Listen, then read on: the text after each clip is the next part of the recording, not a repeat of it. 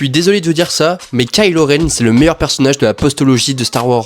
Ce personnage-là avait toutes les cartes pour réussir. Son histoire, ses relations avec ses parents, le principe même et le concept de Kylo Ren, ces trois choses réunies font de lui le meilleur personnage de la postologie. Du côté du concept de Kylo Ren, c'est très simple. Pour moi, c'est l'une des meilleures idées de la postologie, voire même la meilleure, d'avoir quelqu'un qui fait partie de la lignée des personnages principaux, qui est un fils déchu et qui va essayer de retrouver la lumière petit à petit. Ce principe même de rédemption, je trouve ça assez intéressant. Et j'irais même encore plus loin en rajoutant que le principe de dyade avec Rey, et bah ça fonctionne. Enfin, ça fonctionne dans les grandes lignes, parce que au final, dans les films, c'est pas très exploité et au final, on s'en fout.